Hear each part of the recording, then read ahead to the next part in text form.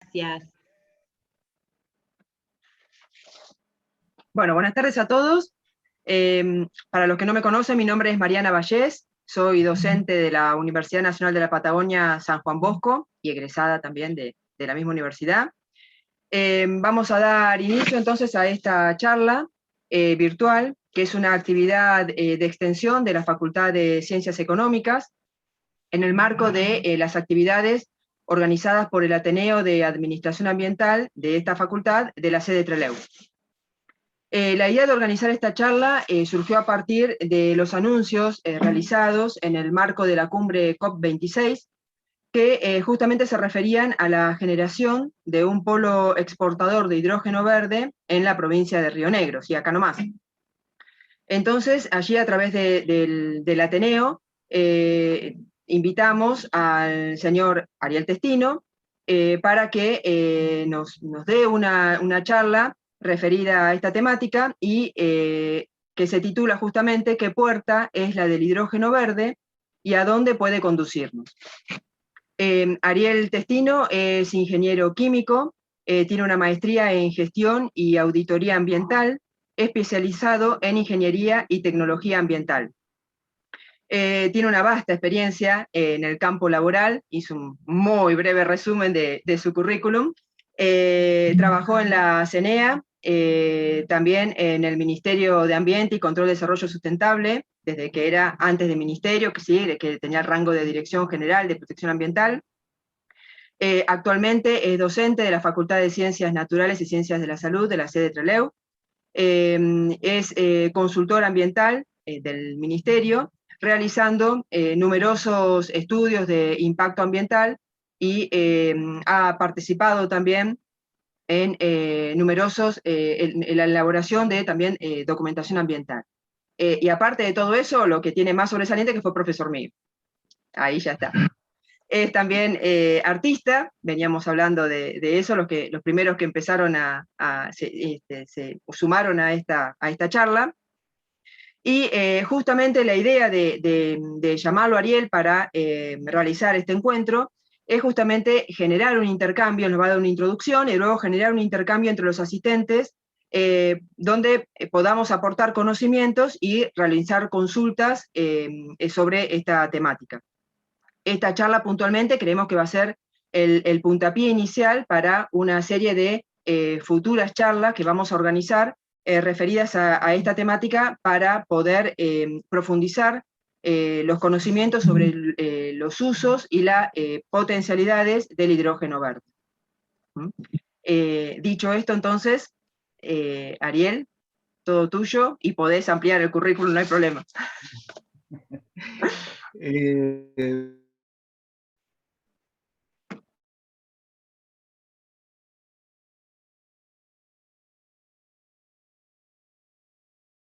Bueno, no, creo que tengo el orgullo de haber trabajado en nuestra provincia, mayormente en mi actividad profesional, ¿cierto? Porque yo me recibí en el año 75, fines del 75, diciembre, es decir, casi 76 en la provincia, ¿no?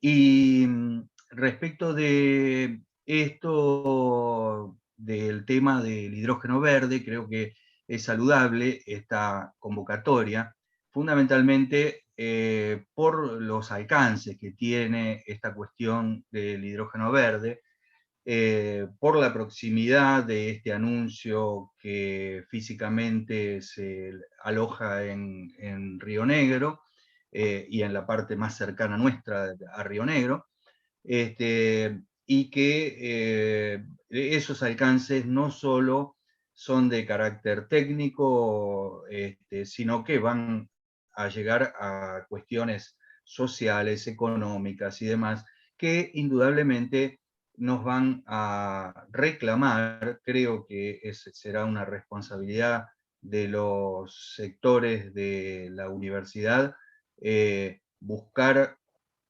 incidir en todo lo que tenga que ver con esto, tanto desde el punto de vista técnico, de la tecnología a desarrollar, de los alcances ambientales que tiene el proyecto, de los alcances económicos, los sociales particularmente. Creo que va a ser necesario que la universidad componga un equipo que atienda esto en forma holística, que ingrese con todos los temas que involucra este proyecto, ¿no es cierto? Es un momento muy especial. En la charla la hemos llamado ¿qué puerta es la del hidrógeno verde? Y a dónde nos puede conducir. Y todo es, en cierta medida, algo que eso a dónde podemos ir, en gran parte depende de cómo nos organicemos, de qué actitud tengamos desde los sectores profesionales y técnicos y demás para incidir en cómo se lleva a cabo esto, ¿no es cierto? Así que creo que es saludable y yo pasaría a mostrarles un PowerPoint que tengo armado, cortito, con la finalidad de mostrar rudimentos del tema. Después, en todo caso, podemos profundizar. Yo no quise abundar en cuestiones técnicas de cómo se produce el hidrógeno.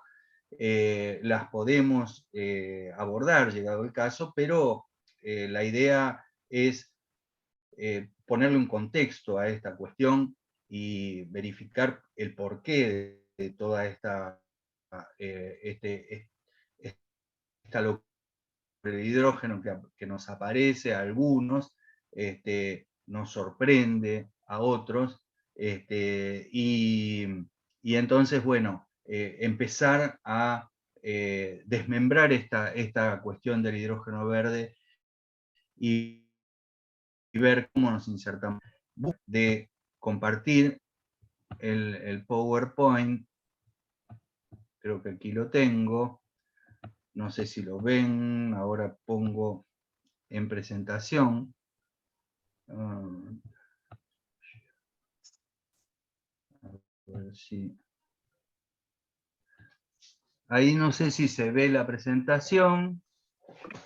Sí, se ve perfecto, Ariel. Bueno, entonces esto es título, ¿cierto?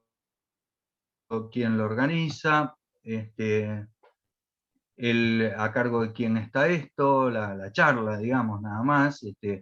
Y entonces pasamos ya a una de las cosas que es trascendental, es que más allá de cómo ha irrumpido esto del hidrógeno verde en nosotros a través de este anuncio asociado a la COP26 de Glasgow, tenemos que saber que esto de el desarrollo de cuestiones alrededor del hidrógeno verde tiene una raíz y que se la puede resumir en dos cuestiones, en dos aspectos fundamentales. Por un lado, el tema del agotamiento de las formas de energía habituales que utilizamos los seres humanos en el planeta, basadas en el uso de recursos renovables, no renovables, ¿cierto? Es decir, los recursos no renovables se van agotando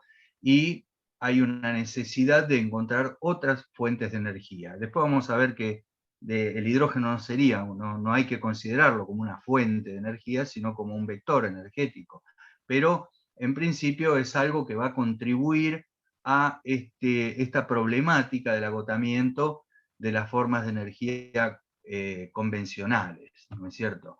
Y por otro lado está la cuestión de cómo va recrudeciendo el fenómeno del calentamiento global en el planeta por la cuestión de la liberación de gases de efecto invernadero, los GEI, corrientemente denominados, que han significado un crecimiento en los últimos 50 años de la temperatura media del planeta en alguna forma que alerta y preocupa a todo el mundo. de hecho, las declaraciones de Glasgow han sido tremendas, ¿no es cierto? Porque escuchar en boca de gobernantes que la situación es crítica, evidentemente nos pone ante una condición que es insoslayable, ¿no? Es necesario abordarla, es necesario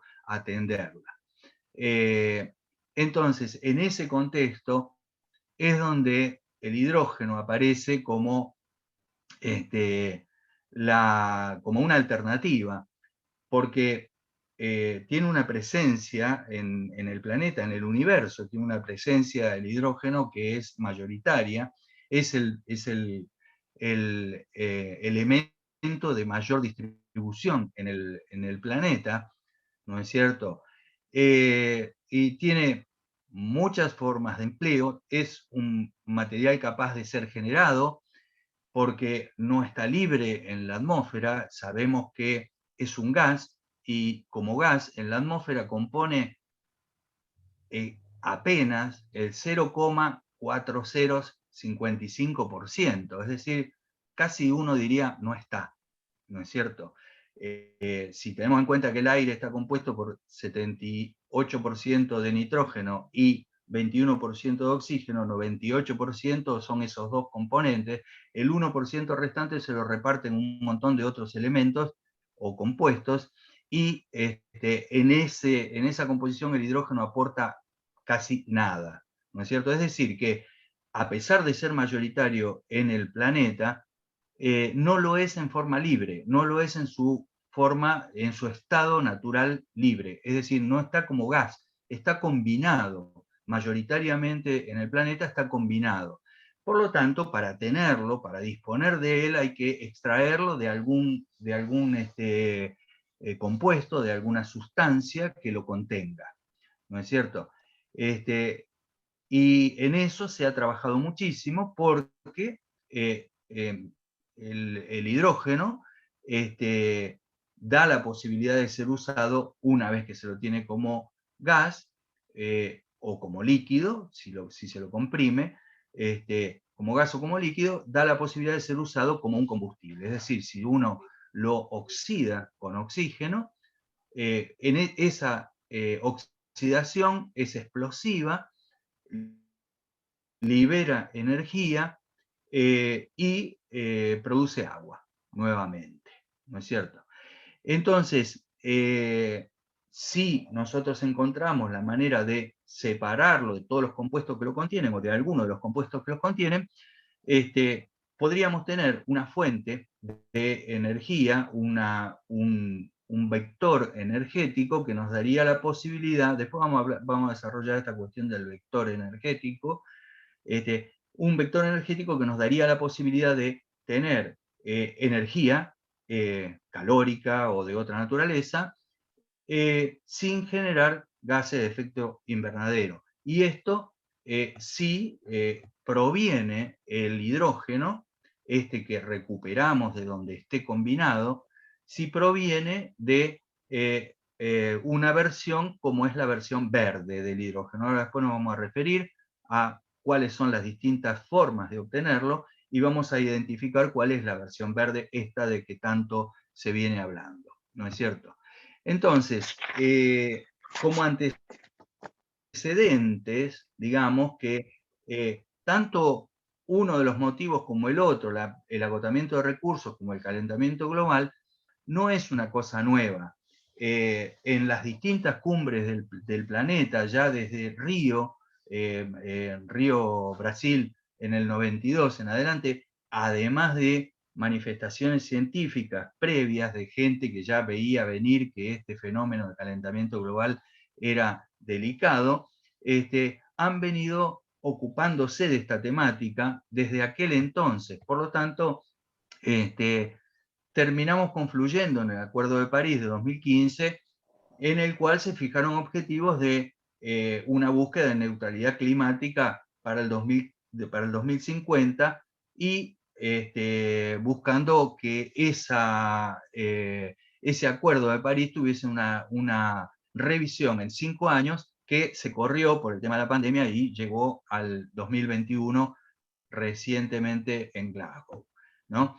En esta es en donde decimos que los anuncios fueron tremendos en cuanto a la criticidad que se le asigna al problema del calentamiento global, y que es indispensable avanzar en una descarbonización del planeta para evitar las emisiones de gases de efecto invernadero y evitar que las consecuencias de este efecto climático global no tengan la previsión que pueden tener, o que tienen ahora.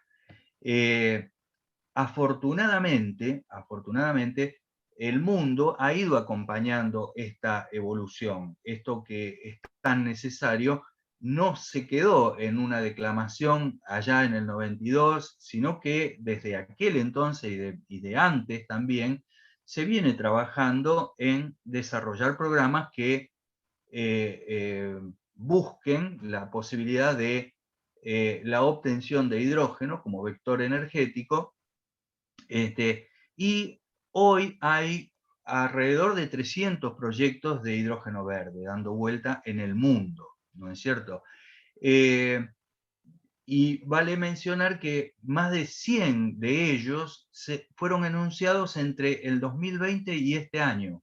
En estos últimos 2 años, de esos 300 proyectos, más de 100 son de estos 2 últimos años. Es decir, que esto da una pauta de cómo viene fuerte la temática esta, ya no solamente declamativa, sino que se está yendo a concreciones muy, muy efectivas, digamos, ¿no? Digamos que también respecto de los usos que tiene el hidrógeno,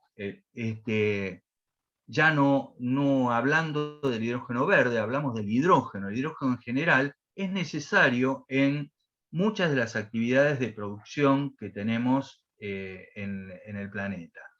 Y no son nuevas, hace muchísimos años que se trabaja en ella. El primer motor a explosión usó hidrógeno como combustible, el primer motor a explosión antes de Ford, ¿cierto? Cuando se experimentaba con los motores, el hidrógeno fue. Después, posteriormente, ya se lo usó inclusive para alimentar los motores de los cohetes interespaciales, ¿cierto? La misión Apolo estuvo alimentada por hidrógeno, ¿no? Lo que llevaban los cohetes era hidrógeno.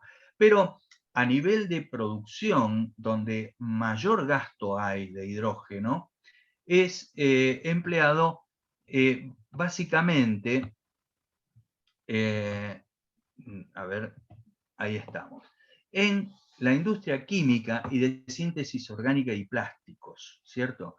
Es decir, para llegar a los compuestos orgánicos, estos que cuando estudiábamos orgánica nos decían, esta es la química del chon, ¿cierto? De carbono, hidrógeno, oxígeno y nitrógeno. Los compuestos orgánicos eran los chones, ¿no? Carbono, hidrógeno, oxígeno y nitrógeno. Evidentemente, para que ese hidrógeno esté en las moléculas sintéticas, hay que tenerlo. En algún momento hay que sintetizarlo, tenerlo, y para poderlo utilizar. Entonces, la industria química usa mucho hidrógeno. También la producción de amoníaco y urea para la industria de fertilizantes requieren una cantidad muy importante de hidrógeno. Las cantidades son asombrosas. Esto representa cerca de 60 millones de toneladas de hidrógeno por año.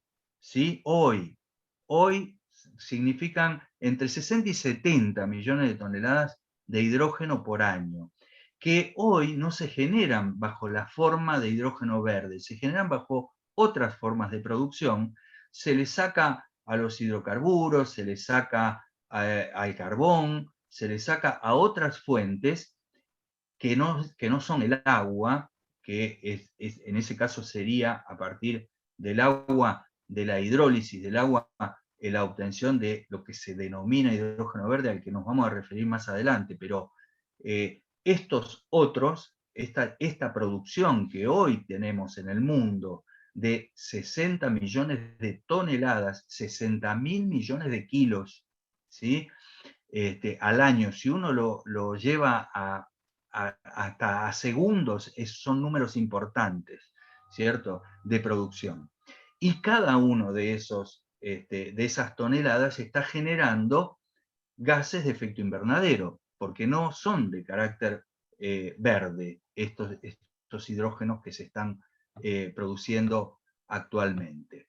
Entonces, ahora, más recientemente, se está intentando el empleo del hidrógeno como vector energético en la búsqueda del reemplazo de combustibles industriales y de generación de electricidad de origen térmica, ¿no?, en usinas, es decir, reemplazar el gas en las usinas o algunos combustibles industriales, reemplazarlos a los combustibles tradicionales, convencionales, reemplazarlos por hidrógeno, que en su combustión producen vapor de agua, producen agua, entonces no hay gases de efecto invernadero. Y este es el secreto de la importancia de la contribución a la descarbonización del planeta que puede producir el reemplazo de los combustibles tradicionales por hidrógeno. ¿No es cierto? Y también el otro objetivo es cambiar los combustibles de motores de explosión en transportes. En el transporte se usa casi el 60 a 70% de los gases, es decir, el consumo de combustible en transporte genera el 60 a 70% de los gases de efecto invernadero, es decir, de CO2, que se emiten a la atmósfera anualmente. Es decir, que uno de los objetivos primordiales es transformar los motores de explosión que consumen combustibles tradicionales a combustibles con hidrógeno, ¿cierto? Y que ese hidrógeno no sea ninguno que no sea verde. Ahora vamos a ver seguidamente. Y también en la transformación de motores de explosión o el cambio de los motores de explosión de los transportes a motores eléctricos. Y esos motores eléctricos alimentados con celdas de hidrógeno. Ahora después vamos a explayarnos en qué es cada una de estas cosas. Entonces,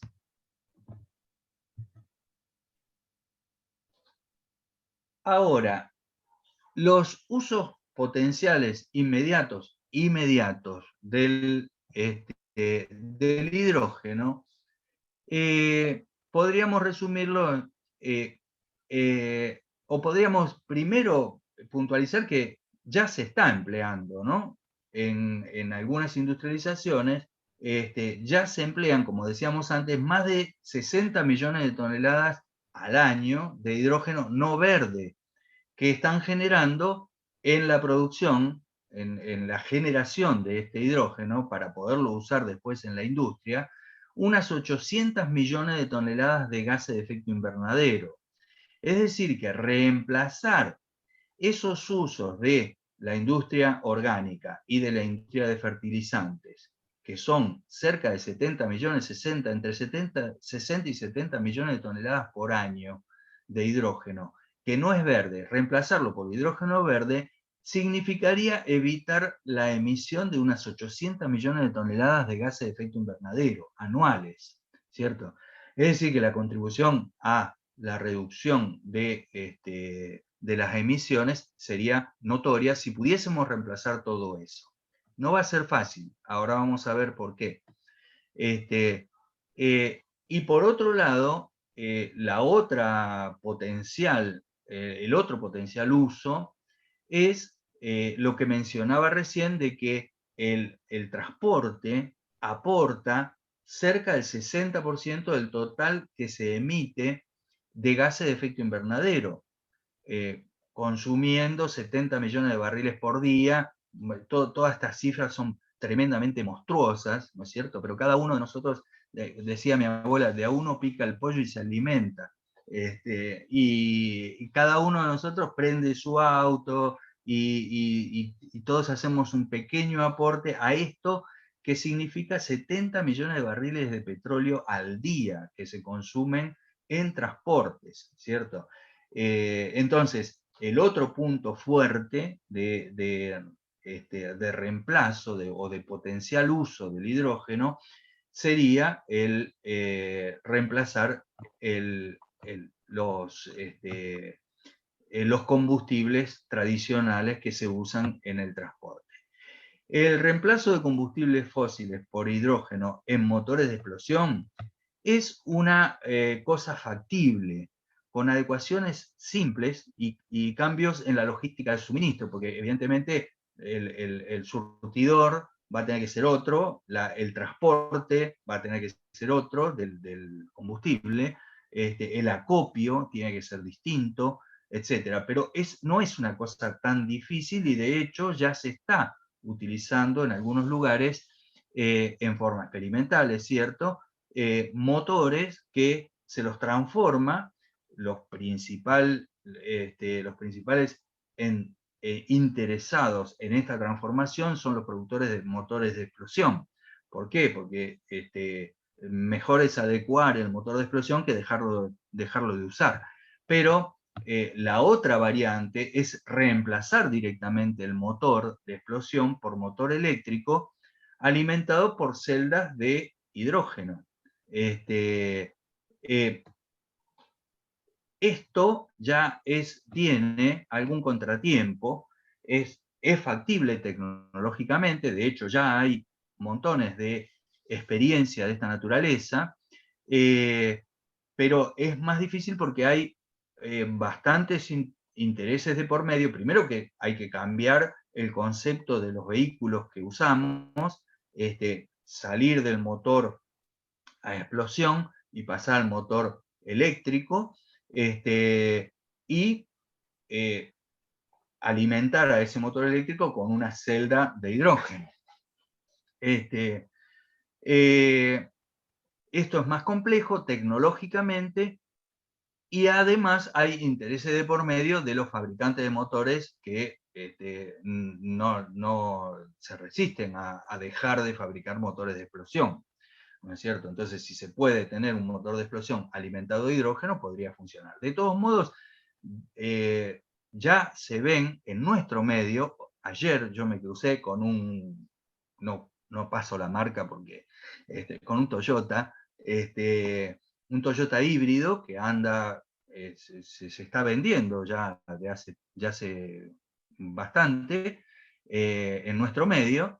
Un coche que anda eléctrico cuando uno no lo exige demasiado. Cuando sale a la ruta y le quiere poner el pie, pasa a combustión normal. Pero este coche es eléctrico, ¿cierto? Funciona tiene un motor eléctrico que lo propulsa. Así que vamos yendo gradualmente a esto, no es tan lejano, no es una cosa tan extraña. Por supuesto, en este caso, de estos híbridos habrá que pasar a un coche eléctrico completamente y alimentado por una celda de hidrógeno que produce energía eléctrica, y esa energía eléctrica se aprovecha en el motor, ¿no es cierto? Entonces, ahora sí vamos a la cuestión más específica del hidrógeno, y ese hidrógeno que decíamos que son 60 millones de toneladas al año que se usan hoy en distintas actividades industriales, ¿de dónde aparece? ¿De dónde sale? Bueno, por eso aparecen también todos estos colores dichosos de el hidrógeno en el léxico corriente en el cual hemos ingresado últimamente, ¿no? Digamos que el hidrógeno que mencionábamos, todo ese hidrógeno que estábamos mencionando que se usa hoy, es un hidrógeno que está emitiendo gases de efecto invernadero por la manera en que se lo obtiene, ¿no es cierto? Es decir, que el hecho de que nosotros usemos hidrógeno en generar energía o en reemplazar los combustibles de los transportes y demás, no quiere decir que dejemos de emitir si ese hidrógeno proviene de una actividad que sigue generando gases de efecto invernadero. Entonces, en principio, hay que tener muy en cuenta cuál es la fuente de obtención de este hidrógeno que decimos que se está usando, ¿no? Entonces,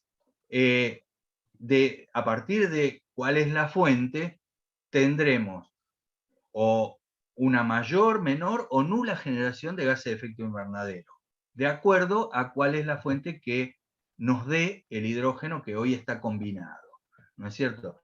El primero de todos, la primera variante es partir de la gasificación del carbón. Esto cada vez se hace menos, pero existe. La gasificación de carbón por métodos térmicos libera hidrógeno, pero esto paralelamente genera gases de efecto invernadero. La otra posibilidad es partir del gas natural, es decir, del metano. El metano es una molécula que tiene, como se ve acá, que dice CH4, ¿cierto? Que es el gas natural que nosotros usamos en nuestras casas. A nivel industrial se lo usa, se fractura esta molécula, se oxida esta molécula y se separa el hidrógeno por un lado y se genera CO2 por otro. Entonces, a se lo denomina hidrógeno gris, por las cantidades de hidrógeno que genera, que son mayores que las del carbón. Este hidrógeno gris genera también gases de efecto invernadero. La tercera variante es el que se denomina hidrógeno azul, que es una combinación de los dos anteriores, pero capturando el CO2 que se produce y utilizándolo en otras finalidades. Esto evita la producción de gases de efecto invernadero, pero consume combustibles no renovables, como es el gas metano, que podría utilizarse para otras finalidades, generar energía para los hogares o cosas por el estilo, ¿no es cierto?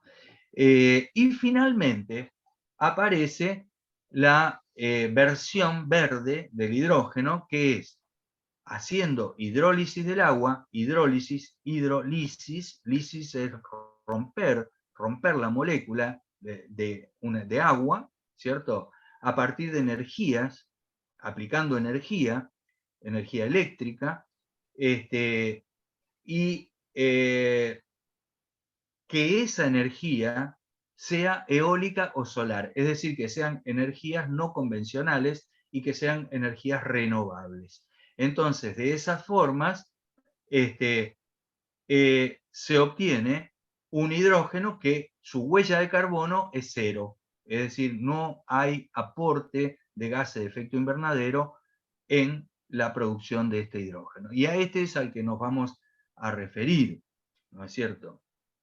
Y es el que hoy está interesando, porque todos los anteriores, hoy ya estamos produciendo hidrógeno, pero lo estamos produciendo con generación de gases de efecto invernadero. Y el objetivo es dejar de producir esas emisiones, ¿cierto? Entonces, ¿cómo se produce y qué sentido tiene esto del vector energético que mencionaba anteriormente, ¿no? decíamos que se obtiene principalmente a partir de electrólisis de agua el hidrógeno verde, dichoso, y utilizando energías renovables. En ese sentido, intervienen algunos componentes. Yo esto no lo quise hacer muy técnico para que no, para no salirnos del tema, porque la idea es otra, la idea es observar las proyecciones que tiene todo esto, ¿no es cierto? Pero algún elemento técnico tenemos que tirar y por lo tanto aquí es donde aparece la cuestión de que en esta generación de hidrógeno verde habrá alguien o habrá quien aporte una tecnología, ¿no es cierto?, que corrientemente está rondando alrededor de celdas electrolíticas. ¿Se acuerdan de la electrólisis del agua, la electrólisis de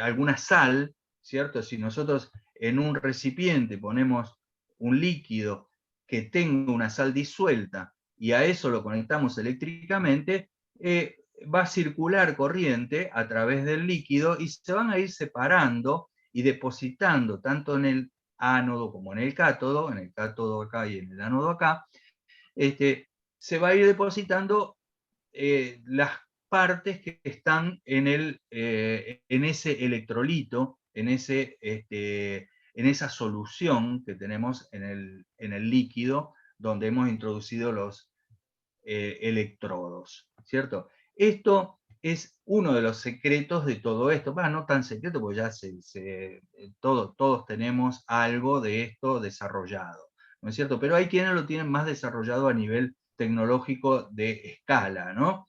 Entonces, habrá alguien que traerá la tecnología de las celdas electrolíticas y también una tecnología de tratamiento de agua cruda, porque esto lo que vamos a hacer es la electrólisis del agua, es decir, vamos a romper moléculas de agua, separándola en oxígeno por un lado e hidrógeno por otro. Ustedes saben que el agua es H2O, entonces el oxígeno irá por un lado, el hidrógeno irá por el otro, y obtendremos gas, oxígeno en uno de los electrodos, en el ánodo, y tendremos gas hidrógeno en el cátodo.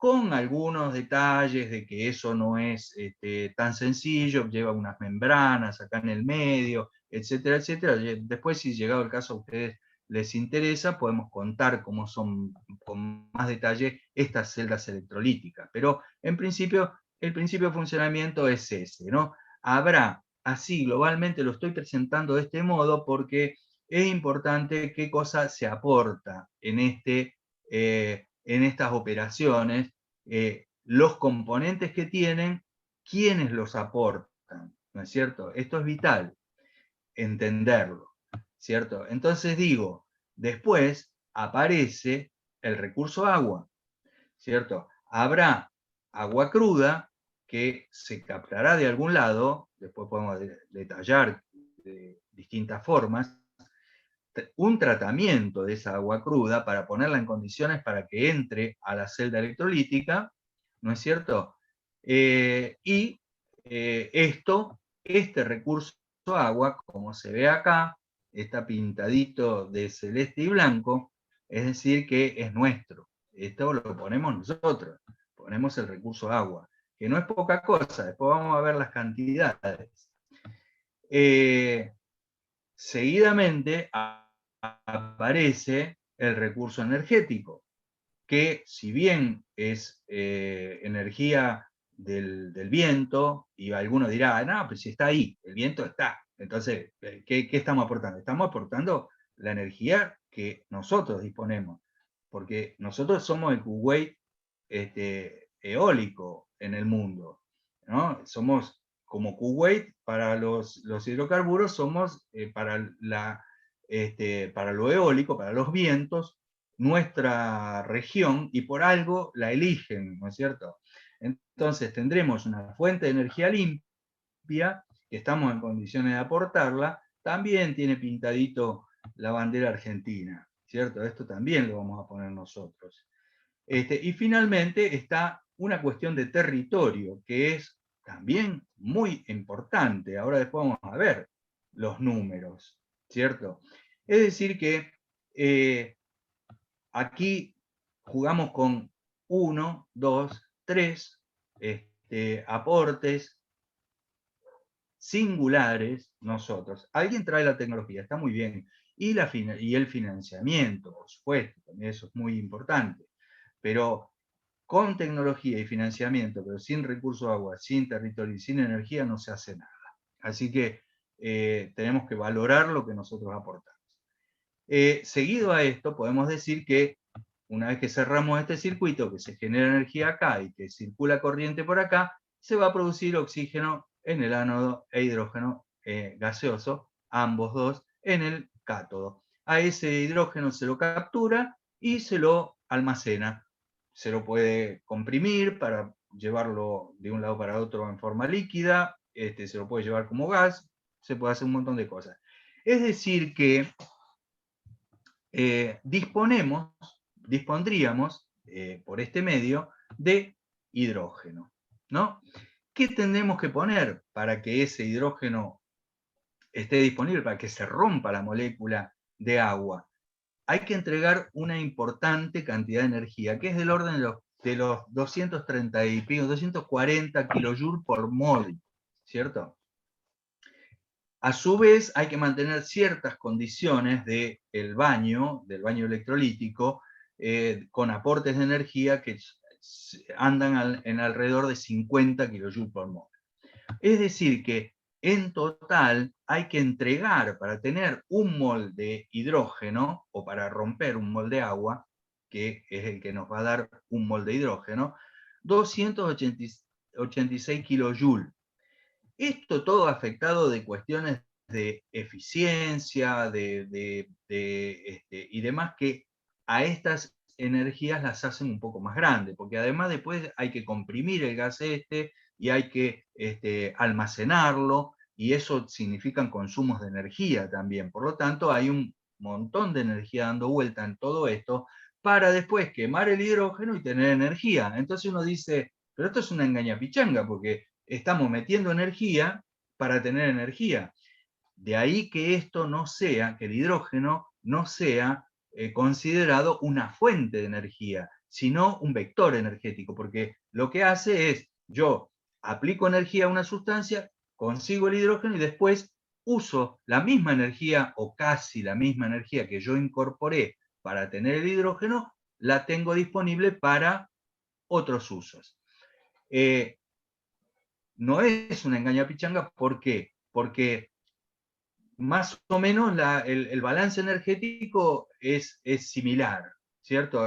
Todo lo que yo pongo después lo recibo, pero con la ventaja de que no estoy emitiendo gases de efecto invernadero, que son lo que hoy le quitan el sueño a toda la comunidad, a toda la sociedad, al mundo en general, porque vamos a una hecatombe climática si no corregimos estas situaciones. Entonces, con estos altibajos y demás, y estas cuestiones de que algunos dicen no vamos a poder, no vamos a llegar, bueno, es toda una cuestión de esfuerzos, ¿no es cierto? Y si uno tiene en determinado momento esta fuente energética limpia, ¿cierto? En cantidad, que está con capacidades de producir energía, y esto es una manera de decir, bueno, la produzco y la almaceno. Entonces, después la transformo, y ya por lo pronto, si reemplazo lo que hoy se está usando para generar plásticos o generar fertilizantes o ese tipo de cosas, ya es un adelanto tremendo, ¿no es cierto? Es decir, que aprovechar energía que está disponible en forma renovable, como son las del viento o la solar, es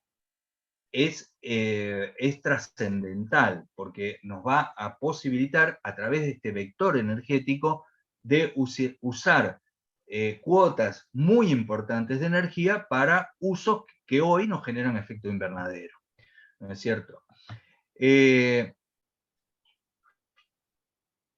Ahora, yendo al tema de los alcances del proyecto que se ha enunciado, ¿cierto? Porque todo esto confluye en un anuncio, el 1 de noviembre, en el cual nos sacuden a todos diciéndonos que hay una empresa australiana que se pretendería instalar. Esto no es una cosa que la sacaron de la galera, ya se viene charlando, hace tiempo que se venía charlando, la gente de esta empresa estuvo en la zona, estuvo haciendo estudios de localizaciones y demás, y por eso se anuncia en este momento, en esta cumbre, donde se plantea la necesidad de que esto sea de este modo, y bueno, y aparece esta gente diciendo, bueno, acá estamos nosotros, ¿no es cierto? Algunas de las cosas que se enuncian en este proyecto de producción de hidrógeno verde, se pueden, que nos sirven para tener una idea de qué cosa estamos hablando. Nos dicen que la producción al año 2030 va a ser de 2,2 millones de toneladas de hidrógeno verde al año. Confrontemos este número con el de las 60 millones de toneladas que hoy se consumen en la industria plástica, en la industria orgánica, en la producción de fertilizantes, y vemos que es una proporción muy chiquita, es decir, que viene a satisfacer una necesidad mínima de lo que hoy se está consumiendo, ¿no es cierto? Nos hablan también de que la localización prevista sería Sierra Grande, en Río Negro. También tenemos precisiones respecto de que la empresa, ¿cuál es la empresa? Esta Fortescue Metal Group, que prevé una inversión de 8.400 millones de dólares. Un número que no es una locura, esto es hasta 2030. Alemania, por ejemplo, tiene previsto hasta 2025 una inversión de 9.000 millones de dólares, de euros, en Alemania alrededor de estos temas. China también tiene inversiones de esta naturaleza, son todas inversiones de esta magnitud, son muy importantes. Es decir, que esta no es una cosa que salga de lo normal en estos temas, ¿no es cierto? Y una de las cosas que es de importancia analizar es los insumos, esos que mencionábamos antes, necesarios para producir 2,2 millones de toneladas por año de hidrógeno verde, pasan por instalar fuentes energéticas de carácter eólico o solar, pero bueno, en el caso nuestro va a ser eólico, de 25 gigawatts. 25 gigawatts. Tengan presente de que, por ejemplo, los molinos que tenemos, o los parques eólicos que tenemos a nuestro alrededor, apenas llegan a 300 o 500 megas. Estamos hablando de 25 gigawatts, ¿cierto? Es decir que la cantidad es muy grande. Si ustedes, ahora vamos a ver una cosa asociada a esa cuestión de la energía. Pero, digamos, la energía está visto que los molinos con el viento se mueven y generan energía. Está todo bárbaro por ese lado. Hay que montarlos, ¿no es cierto? Son obras importantes. Para producir esta cantidad de hidrógeno anual, haría falta 90.000 metros cúbicos de agua por día. Por día. 90.000 metros cúbicos. 90 millones de litros de agua por día. No se lo digo en mililitros porque sería una cantidad tremenda. Uno cuando quiere que las magnitudes así sean asombrosas, le empieza a achicar la unidad. No, pero así todo, 90.000 metros cúbicos de agua, pensemos que una ciudad como Trelew en materia de agua potable, ¿no? Puede estar consumiendo, no sé, 20.000 metros cúbicos por día, una cosa así, ¿no? Esto llevaría 90.000 metros cúbicos por día. Es una cantidad muy importante. Por supuesto que no es agua potable. En el caso de Sierra Grande, la fuente que se prevé es el mar, ¿no es cierto? Así que se utilizaría agua de mar, que no tiene otro uso. Pero ¿qué pasa? Hay que usar mucha cantidad para tener agua en condiciones para poderla meter adentro de la celda electrolítica. Y eso de decir agua en condiciones significa un rechazo de una cantidad de agua muy grande que no se va a utilizar. Es decir, yo capturo 90.000 millones de metros cúbicos, 90.000 metros cúbicos y de agua por día, y en una de esas de eso uso 30.000 metros cúbicos, nada más, ¿cierto? El resto va a ser agua que fue quitada del medio y devuelta al medio, ¿no es cierto? Y finalmente, uno de los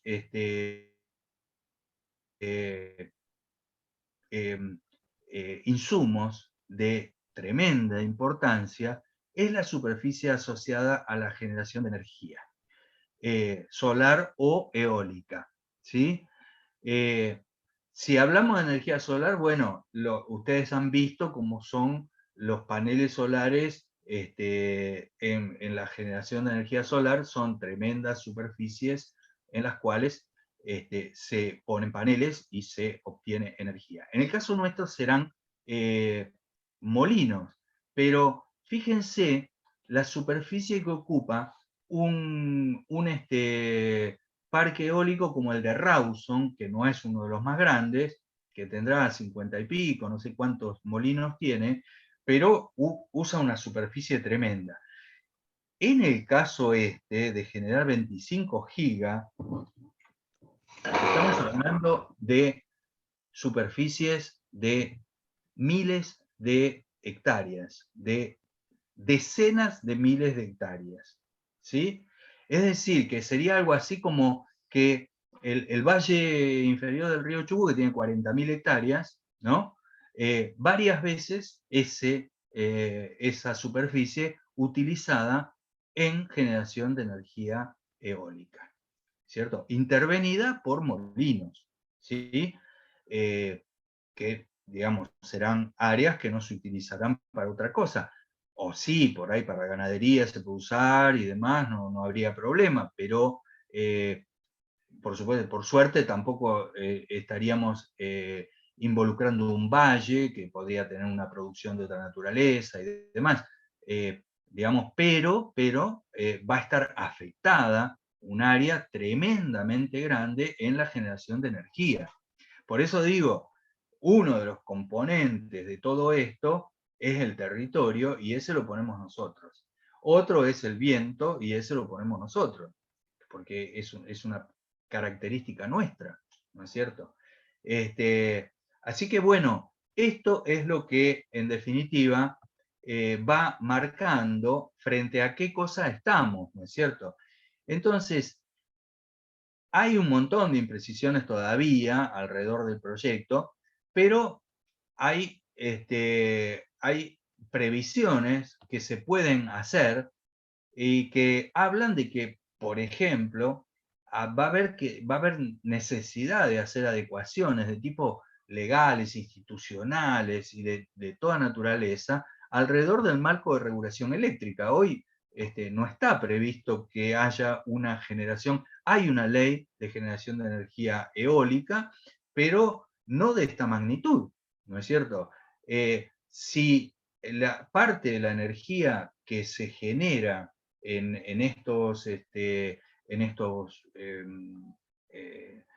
estas granjas eólicas se va a utilizar en determinado momento en la red, va a haber que hacer regulaciones de carácter del marco de uso de la energía eólica en el país.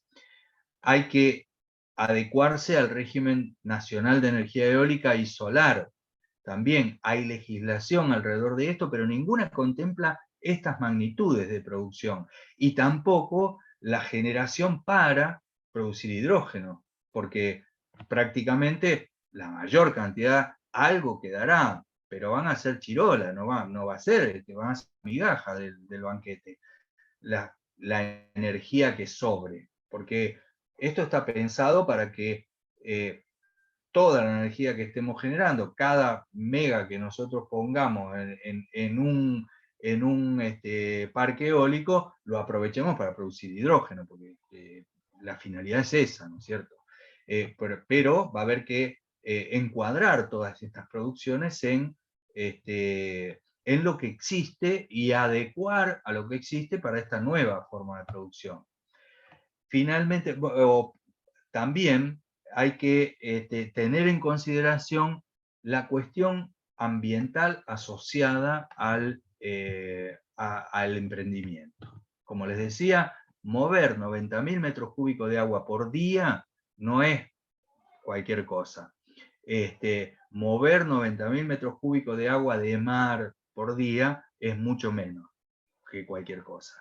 Es decir, son cuestiones complejas, hay que ver cómo esto repercute en el medio, el uso del territorio en parques eólicos de las magnitudes que estamos hablando, no es tener un parque eólico acá, otro allá, como hoy los tenemos, que hasta nos alegran la vista cuando vamos pasando, decimos, ah, mirá qué lindo, tenemos un parque eólico acá, otro allá. Esto va a ser una acumulación de molinos espantosa, ¿cierto? No va a ser tan bonito. Desde el punto de vista paisajístico, ¿no? La intervención en el territorio es muy importante. El manejo de energía y demás en todos estos juegos es muy importante. Y todo ello tiene algún efecto ambiental. Por supuesto que siempre se lo va a poder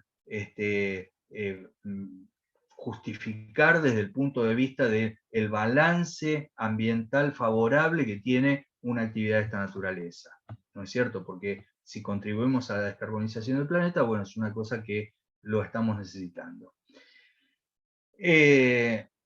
Otra cuestión que también está en el medio es las consideraciones sobre el uso y titularidad de tierras, porque hay esto, si viene alguien y dice, bueno, necesito 200.000 hectáreas para poner molinos, alguien tiene que ser dueño de esa tierra. Y si es una empresa extranjera, hay limitaciones a eso legales. Hoy hay leyes que inhiben a extranjeros tener determinadas cantidades de tierra. Esto merece también una consideración especial. También habrá que tener normas específicas para las actividades de producción, de almacenamiento, de transporte y de empleo del hidrógeno, a pesar de que por ahora esto se dice que está destinado a producirlo y exportarlo, que no es una cosa que venga mal, porque nuestro país necesita exportaciones, necesita divisas, usamos un recurso renovable nuestro, no es que estamos, agotando un recurso, como podría ser el caso de la minería y demás. Es decir, que esto es una cosa un tanto especial y puede disparar montones de aprovechamientos y usos locales que está interesante considerarlos. El empleo del hidrógeno hay que empezar a considerarlo ahora, porque no todo va a ser para la exportación, o quizá esta empresa sí lo tenga todo para la exportación, pero haya quienes puedan iniciar actividades para el consumo local del hidrógeno, ¿no es cierto? Y tenemos dónde ponerlo. Esto lleva a pensar si no sería importante ir considerando la creación de un marco específico para proyectos de esta naturaleza, ¿no es cierto? Así como en algún momento con otros móviles, en los 90, en la época del menemismo, se dictó un marco especial para la minería, quizá esto merezca algún marco también especial, no tan brutal como el de la minería que generó el menemismo, pero un marco especial, en el cual es necesario que vayamos interviniendo todos los sectores académicos, todos los sectores universitarios, para fijar posiciones de qué es lo que se debe buscar con este marco, y no terminar siendo los convidados de piedra en todo esto, y después diciendo, los políticos resuelven de cualquier manera. Bueno, hay que predisponerse a elaborar propuestas, a generar alternativas, a definir marcos para que sean tenidos en cuenta al momento de tomar una definición de esta naturaleza. También, y en esto sí creo que es fundamental para nuestra universidad, es vital tener en consideración que esto va a generar montones de situaciones emergentes de carácter social, de carácter económico, de carácter de infraestructura, de tipo laboral, ¿cierto? Yo hablaba los otros días con mi hija, que es profesional de la salud, y ellos ya ven como una cuestión preocupante, porque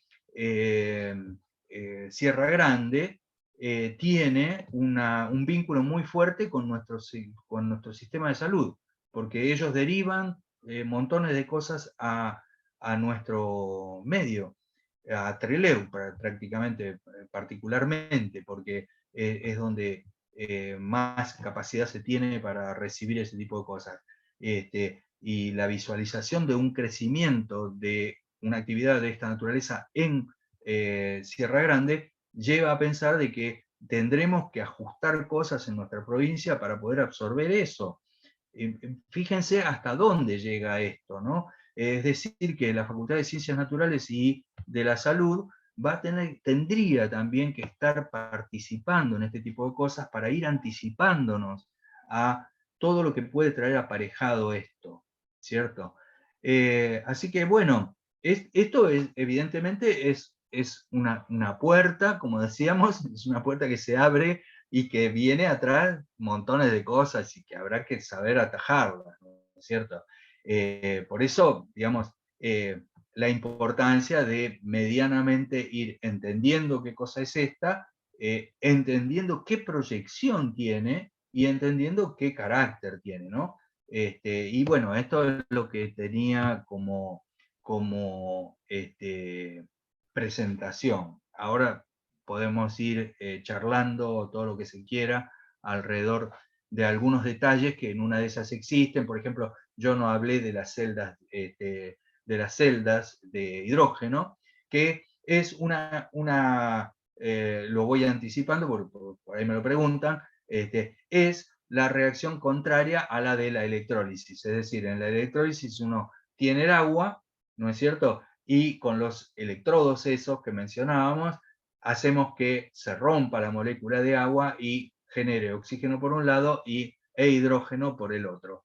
En la celda de hidrógeno, lo que se hace es tener en uno de los electrodos oxígeno, meter oxígeno, y en el otro electrodo meter hidrógeno. Cuando uno tiene hidrógeno, ya producido hidrógeno verde, ¿no es cierto?, lo mete en una celda de hidrógeno, entonces esos dos componentes se mezclan, ¿cierto?, reaccionan y generan energía eléctrica. La misma energía que sirvió para romper la molécula de agua, esas 280 y pico de kilojoules por mol, 280 kilojoules por mol, que hay que aplicar para romper la molécula y tener hidrógeno por un lado y oxígeno por el otro. Cuando nosotros ponemos hidrógeno en un electrodo y oxígeno en el otro, circula la corriente en otro sentido y se forma agua, ¿cierto? Y nos entrega energía eléctrica. Esa energía eléctrica, que es una energía eléctrica de muy bajo potencial, 1,27 voltios, varias celdas de esas llegan a dar voltajes importantes que pueden mover un auto, por ejemplo. Y esos son los, digamos, los desarrollos más cercanos que tenemos. Ya hay camiones transportando cargas, ya hay micros transportando gente con este tipo de celdas. En un lugar del vehículo va un recipiente que contiene hidrógeno líquido que se va liberando lentamente en forma de gas, entra a la celda de hidrógeno y por otro lado entra oxígeno a la celda y reaccionan y liberan energía eléctrica. Esa energía eléctrica se utiliza para mover el motor eléctrico de estos transportes. Cero gas de efecto invernadero. Ni en la producción del hidrógeno, ni en la generación de energía para mover el vehículo. Esto es lo que hoy está dando vuelta en varios lugares del mundo y para los cuales están necesitando producir hidrógeno, ¿cierto? Bueno, aquí dejo de compartir esto y ahí quedamos cara a cara, todos nosotros, como para charlar. Bueno, genial, la verdad que es un mundo que se abre, Sí. te llena la cabeza de signos de pregunta, a ver qué puede llegar a suceder, qué va a pasar, cómo se va a tratar, ¿sí? esta temática. Como decías vos, todo lo que está involucrado, ¿no? Todo lo económico, lo legal, lo social, los impactos ambientales, es todo un mundo. Claro, ¿no? Y además la escala, ¿cierto? Porque esto también se encuadra en estas cuestiones de que no tenemos nada y el día que tenemos lo tenemos a lo bestia, ¿no? Es como el tema de los cerdos de la vez pasada, ¿no? Que se hablaba, no sé si ustedes han seguido el tema de la producción de carne de cerdo, que uno dice, qué mejor que producir carne de cerdo y vender carne de cerdo, porque hoy estamos vendiendo soja a los chinos para que los chinos hagan carne de cerdo. Si de pronto los chinos dicen, hagan ustedes el cerdo y vendan no la carne de cerdo, esa es es decir, eso es evitar el que tanto mencionan extractivismo, ¿cierto?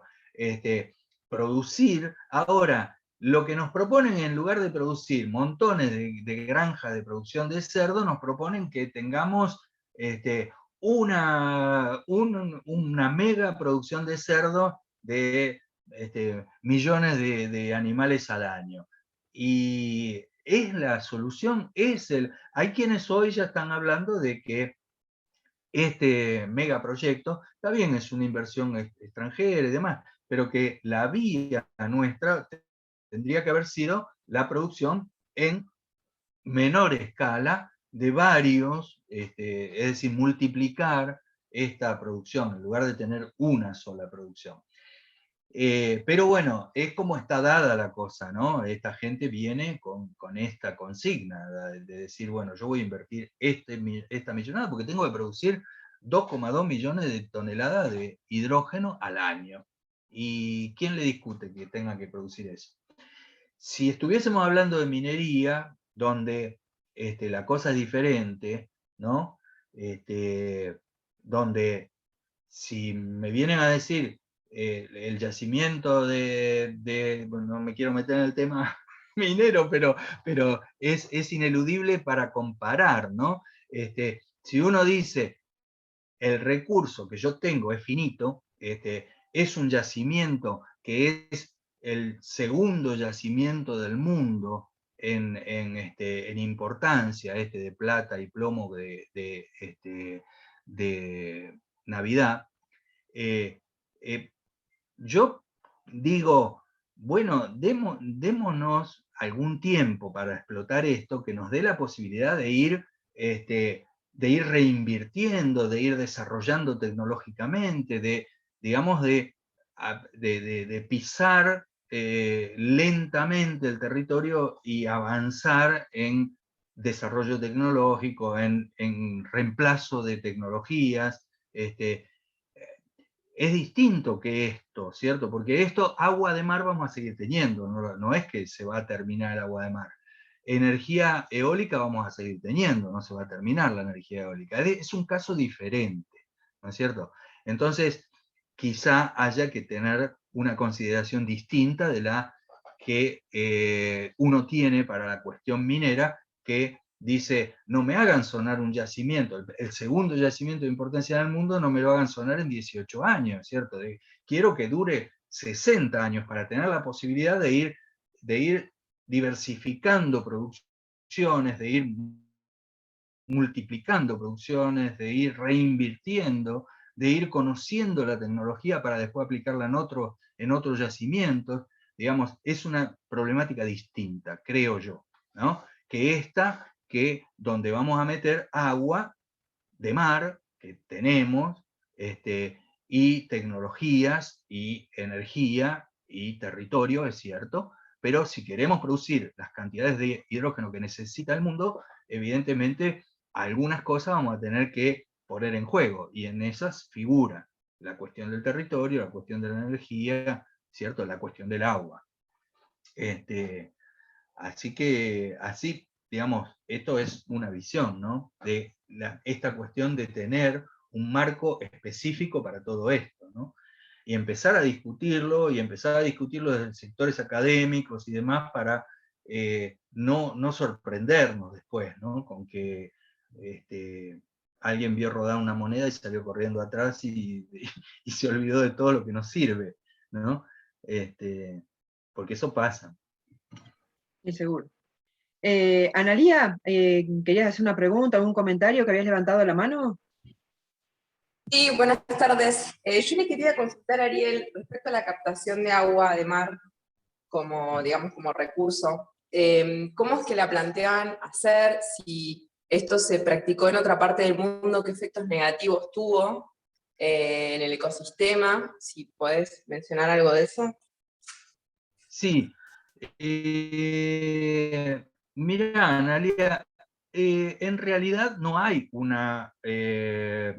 digamos, no hay un parangón con esto, porque esto es una cosa distinta, ¿no es cierto? Pero sí hay similitudes con la producción de agua de consumo humano, la producción de agua potable, a partir de, ahí me apareció un cartelito, que no sé si me está advirtiendo que no se me escucha o cosa por el estilo. Si me siguen escuchando bien, sigo. Sí, yo escucho bien, ¿el resto todo bien?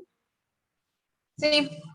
Bueno. Sí, porque me apareció un mensaje ahí de esos, con fondo negro, maldito. Y entonces les decía que, por ejemplo, en el Mar Rojo, digamos, todo Kuwait, toda la zona de la península arábiga, se aprovecha el recurso mar para producir agua potable. Y eso lo hacen a través de ósmosis inversa, particularmente, con la misma ósmosis inversa que usamos acá en Puerto Pirámide, a una magnitud mucho menor, se hace, ¿cierto? Se usa. ¿Qué genera esto? Que cuando uno trabaja con agua de mar en las plantas de ósmosis inversa, en las de muy buena calidad, con muy buenas membranas y demás, tiene un rechazo del 70%, es decir, toma 100 litros de agua y produce 30. El resto vuelve al mar. Ahora, ¿cómo vuelve al mar? Más salinizada, porque yo lo que hice fue quedarme con agua y le dejé sales al agua de mar. Entonces, va más concentrada, se devuelve más concentrada en sales que lo que originalmente tenía el agua de mar.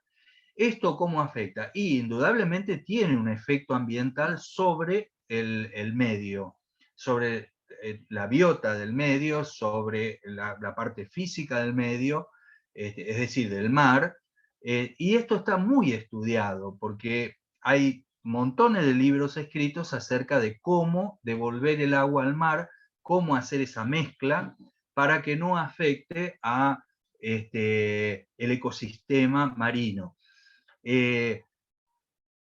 Lo que sí hay que poner en consideración son estos volúmenes, ¿cierto? Pues son 90.000 metros cúbicos de agua por día, ¿no? Ojo que en lugares de la península arábiga, como les decía, hay ciudades completas que usan agua de mar para producir. ¿Se acuerdan cuando fue la guerra de la guerra de Irak, ¿cierto? Que habían prendido fuego las plantas, habían tirado petróleo al mar, entonces, bueno, se quedaron sin agua, porque el agua se arruinó por la presencia de petróleo, y las plantas de productoras de agua potable se habían afectado por eso y no podían producir agua potable.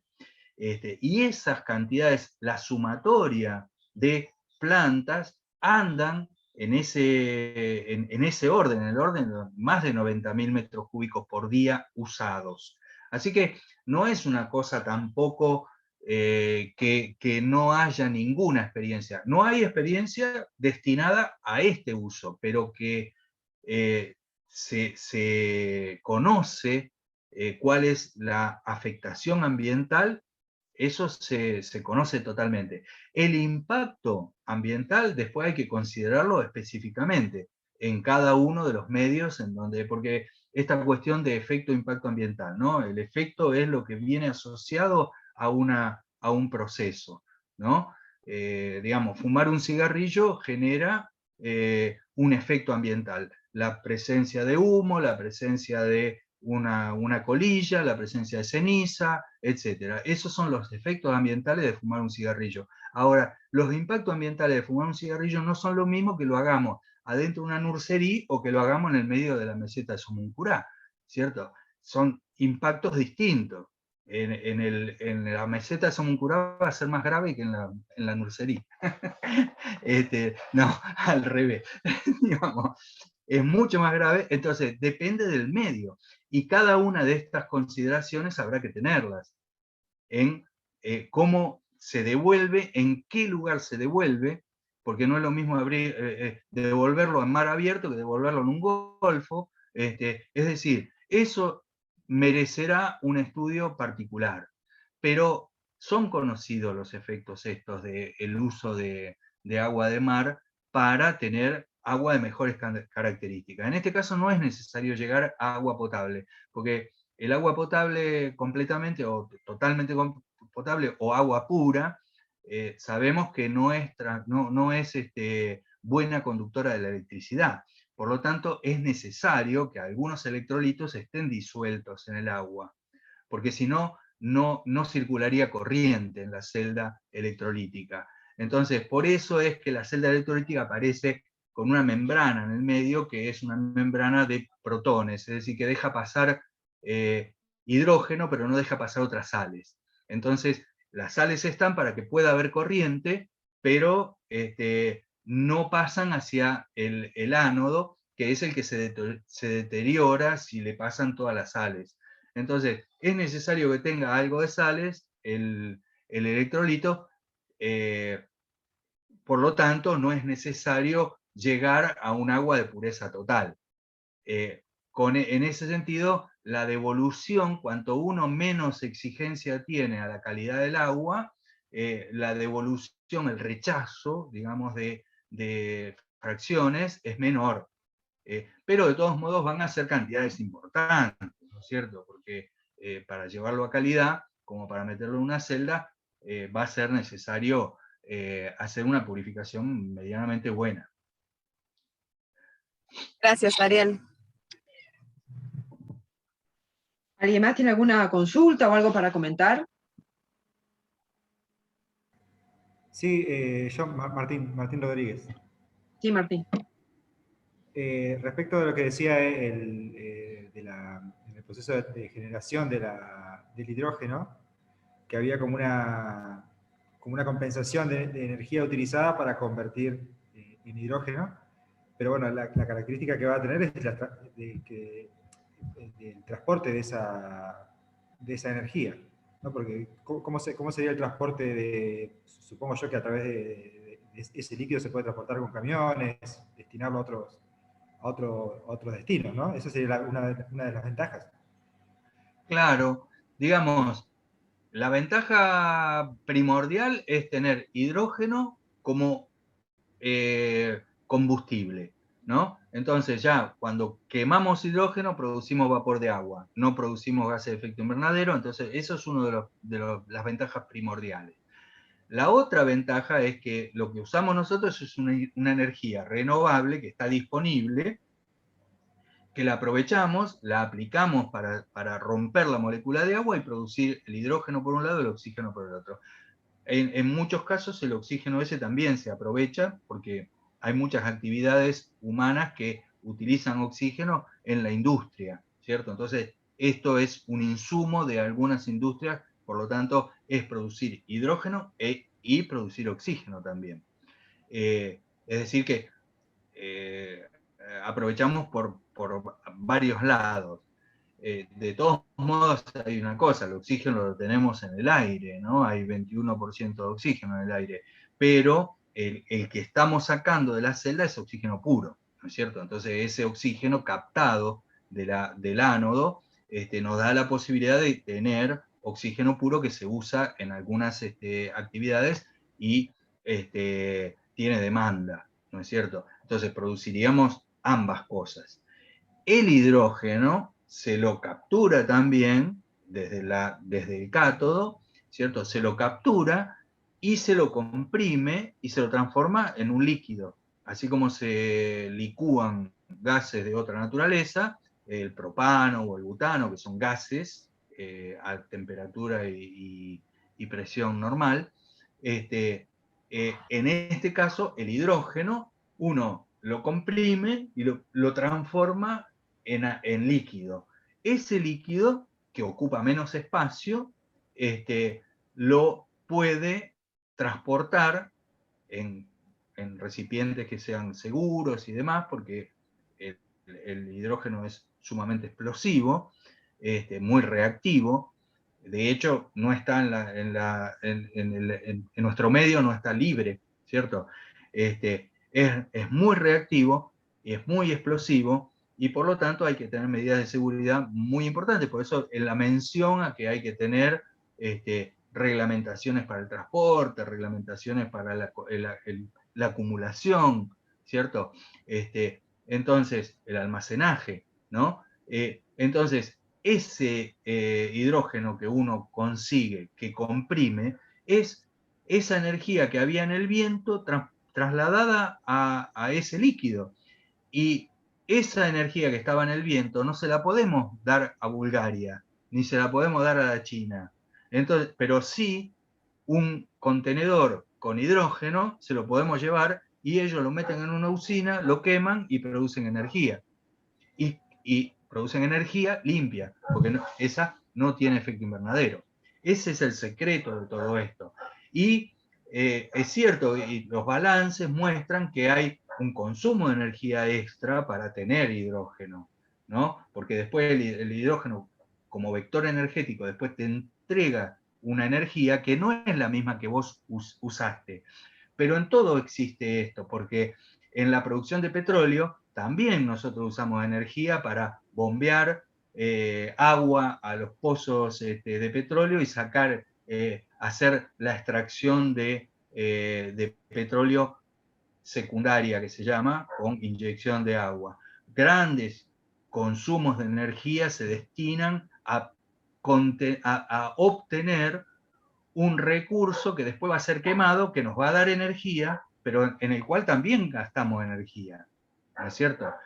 Ese balance es desfavorable en el caso del hidrógeno, pero es favorable desde el punto de vista ambiental y desde el punto de vista de el aprovechamiento de una forma de energía que está disponible y que hoy no la estamos aprovechando, ¿no es cierto? Que sería la eólica o la solar, ¿no? Hay proyectos para el norte de nuestro país, en la zona de Salta, también para instalar producción de hidrógeno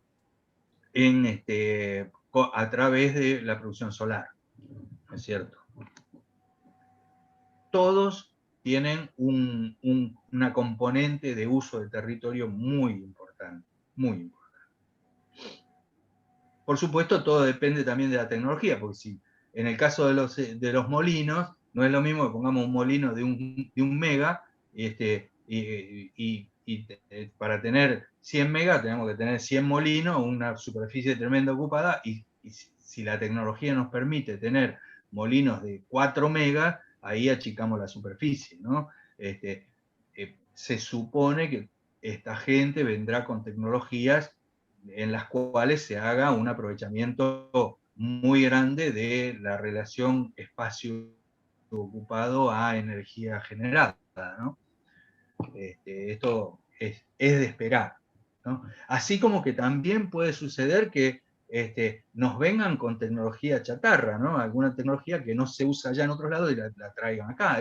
Estas son las cosas a las cuales hay que estar preparados. En la cuestión del recambio de motores de explosión por motores eléctricos, es muy probable que los que se vayan cambiando, las tecnologías que se vayan cambiando en el primer mundo, porque existe un primer mundo, las tecnologías que se vayan cambiando en aquel primer mundo, terminen acá, ¿no? Por ejemplo, cuando ellos estén transfiriendo toda la energía a energía eléctrica en los vehículos, ¿qué hacen con los vehículos a explosión que usan hidrógeno? Y los van a mandar al tercer mundo, ¿cierto? Y los recibiremos nosotros.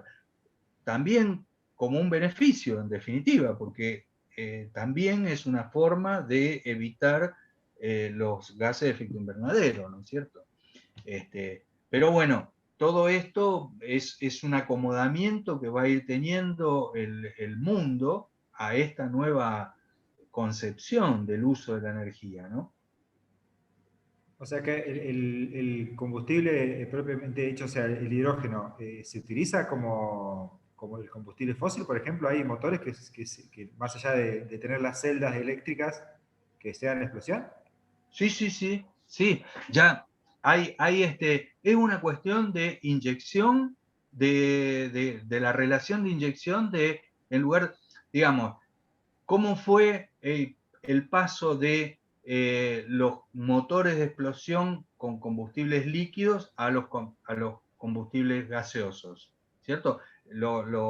Hay montones de autos dando vuelta con equipos de gas, ¿no es cierto? Solo que el gas ese sigue siendo un combustible no renovable, un combustible convencional.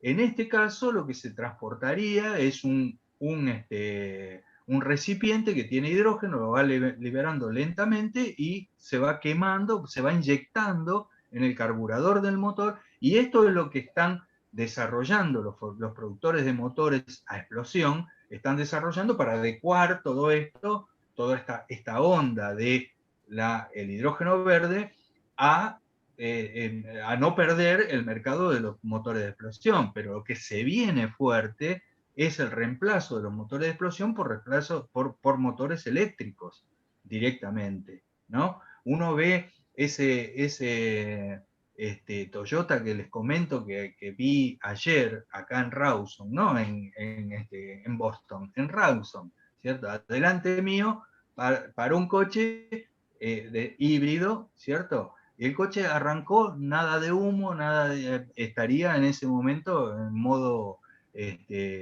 eléctrico, y bueno, y ahí está. Yo en el 2019 viajé a Italia y me asombré de la cantidad de vehículos que andan eléctricos, ¿cierto? Y la gente cargando los coches en la calle, ¿no? Con un cable a un poste cargando su vehículo.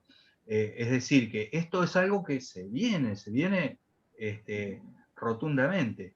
Y esto de inyectar hidrógeno, es más, si entras a Mercado Libre, hay quienes están vendiendo generadores de hidrógeno para los coches, ya, ¿cierto?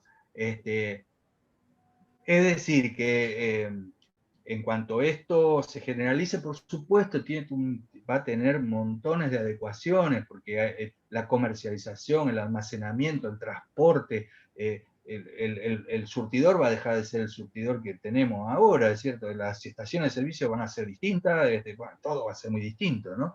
Pero es lo que está dando vuelta, ¿no? Y lo que sale por el caño de escape es vapor de agua. Esto es lo singular, ¿no? ¿Alguien más quiere hacer una consulta o algún comentario? Yo quería hacer un comentario respecto a esto que se estuvo hablando, el tema del traslado de toda la infraestructura. Yo me acuerdo cuando arrancaron a montar los parques eólicos acá en la zona, lo que era ver pasar los camiones con los pedazos de molino que después iban a ser colocados en la zona. Y me pongo a pensar, ¿no? Esto va a ser de una magnitud mucho mayor. ¿Cómo va a repercutir en lo que es lo vial? Estimo que el proyecto habrá sido pensado también estratégicamente porque Sierra Grande cuenta con un puerto que creo que tiene la infraestructura para soportar la entrada de los barcos y salidas, porque antes lo usaban para la mina, y los chinos cuando vinieron y compraron la mina también pensaron en eso, en una salida al mar súper cómoda.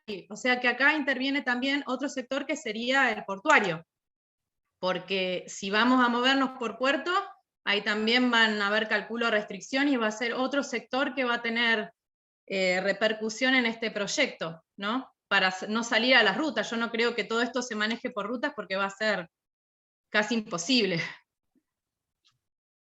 Sí. Sí, es Así así. que bueno, Es estimo que así. se usará ese puerto.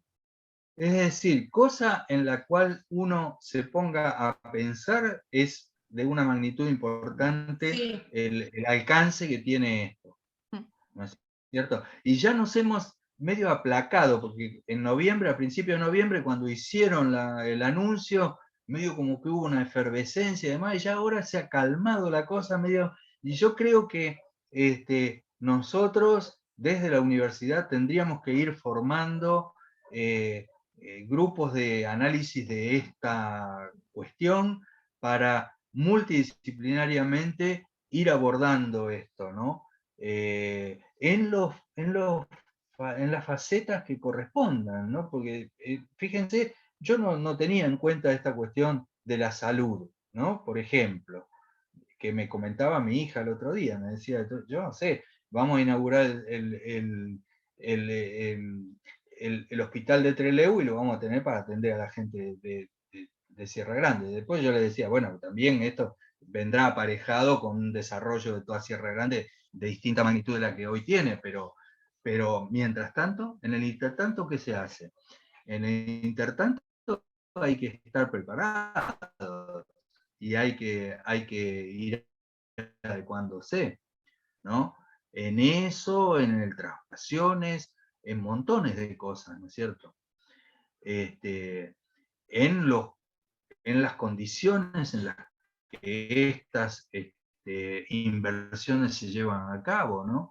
¿Cómo se invierte? Si va a venir todo de afuera, si va a haber un consumo local, una exigencia de consumo local para promover, para que esta inversión de 8.400 millones de dólares verdaderamente deje una parte más importante en nuestro medio, ¿no es cierto? Y verdaderamente nos potencie, porque si no terminamos siendo una manufactura de algo que necesitan en otro lado y lo vienen a hacer acá, nada más porque hay cosas que le favorecen.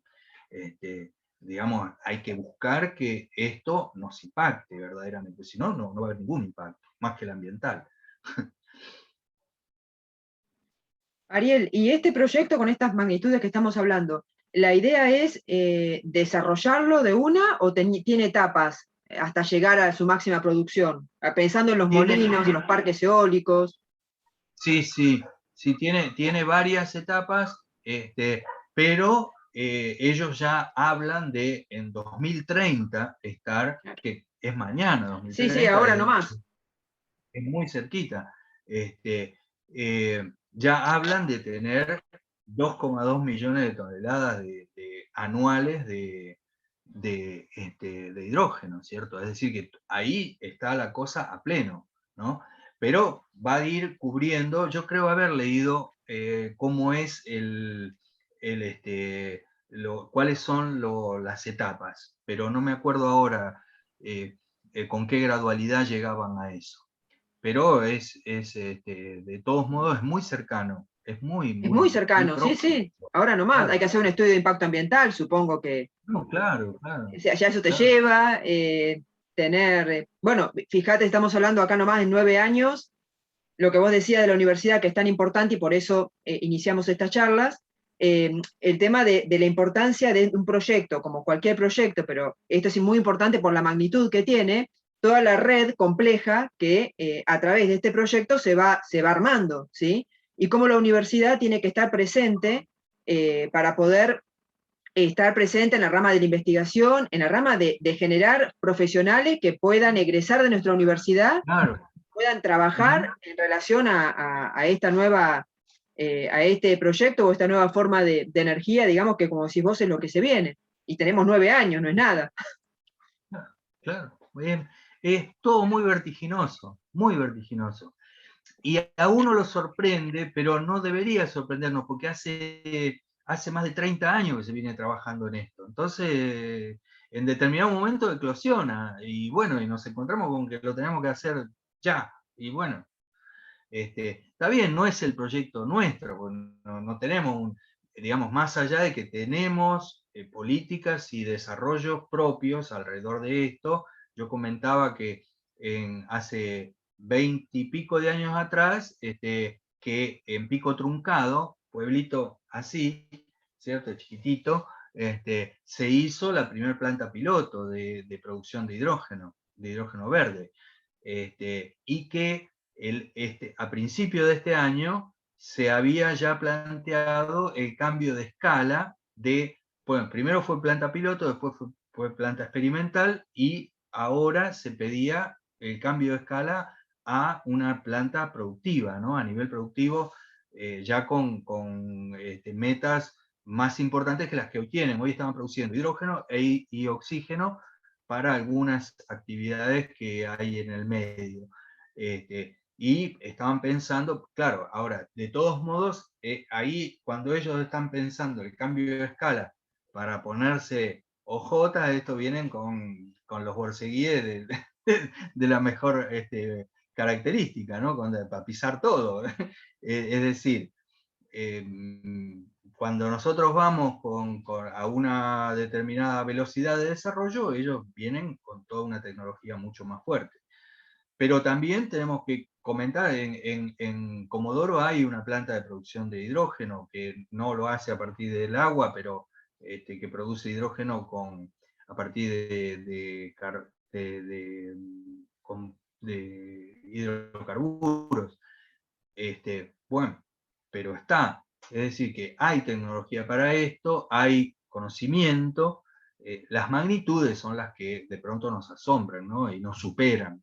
Esto ha generado una cosa notable. Sí, tal cual. Y aquí me estoy cebando un mate. Está bien. Vos tenés la suerte que te ceban mate, a mí no me 2 ceba mates nada. me cebaron y está grabado. ¿Sabés cómo lo voy a usar esto?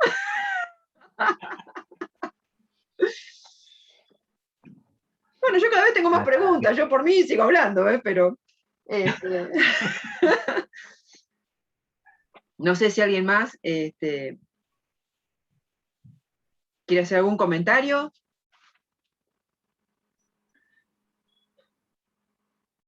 Yo diría que en una de esas lo que podemos hacer es pensar en tratar de, en los ámbitos en los que nos movemos, ver la posibilidad de apuntar a una cosa. Yo en la parte de la Facultad de Ciencias Naturales lo voy a charlar para ver si asumimos algún tipo de posición y de rol y de búsqueda de un rol sin necesidad ni fijarse una meta así muy exigente, por lo menos decir, está esta situación, de qué manera participamos, de qué manera incidimos, de qué manera nos involucramos en todo esto, ¿no es cierto?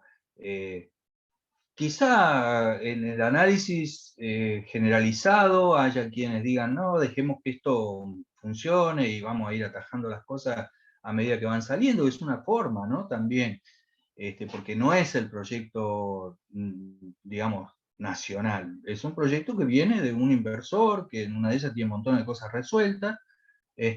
Ahora sí creo que hay cosas de ese proyecto que nos involucran y que tenemos que tener una posición para determinadas cosas, ¿no? La cuestión del el efecto ambiental, los impactos, el uso de nuestros recursos, etcétera, todo eso tenemos que tener una opinión, ¿no es cierto? Y si lo podemos hacer desde la universidad, sería muy bueno.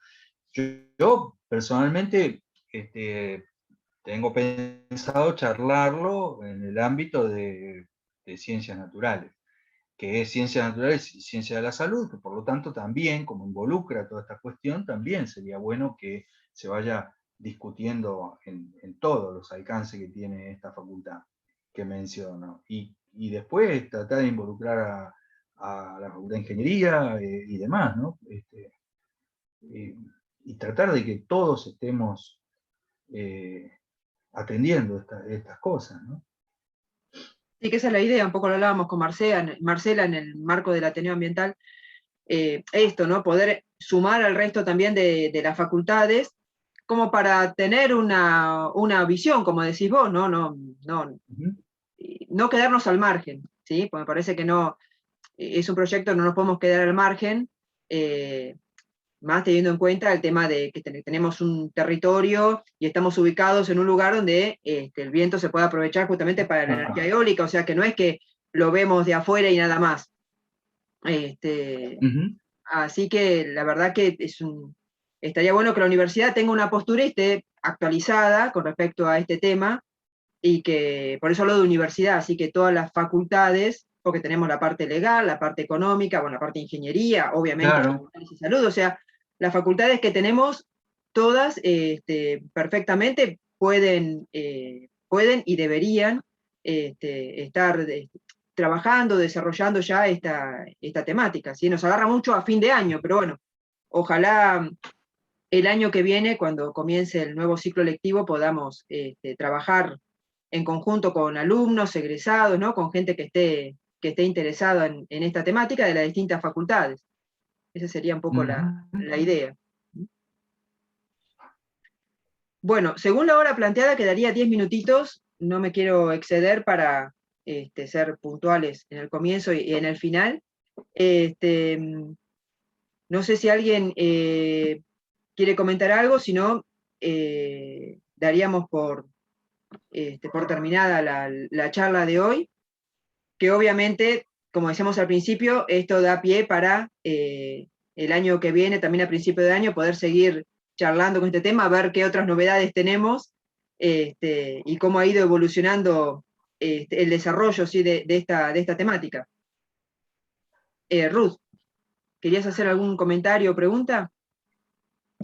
Sí, quería comentar, durante la semana pasada, hasta el 24, estaba la sexta semana de la energía. Creo que en la facultad mandaron un aviso, ¿no? Organizada por OLAVE. Y por supuesto este tema estaba candente, ¿no es cierto? Por eso me interesó escuchar de ingeniero para ver cómo se leía desde Chubut este anuncio, ¿no? Y dos cosas que quería aportar era que otro de los usos del hidrógeno, hasta un 5% decían que se podía colocar en la red de gas natural. Eso también sería un buen aporte, ¿no? Y el otro tema era que había que estar atentos al tema de la producción de litio, porque si aparecen los autos eléctricos, el insumo de litio para las baterías era importante, ¿no?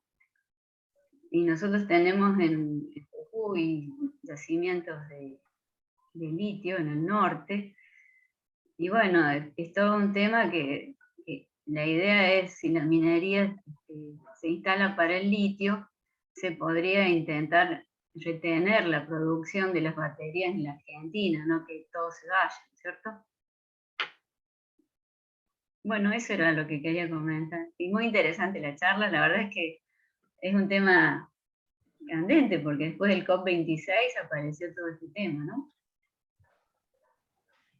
Y la otra cosa que yo quería, que tengo mis dudas, pero bueno, eso lo podemos charlar después cuando hagamos esas reuniones.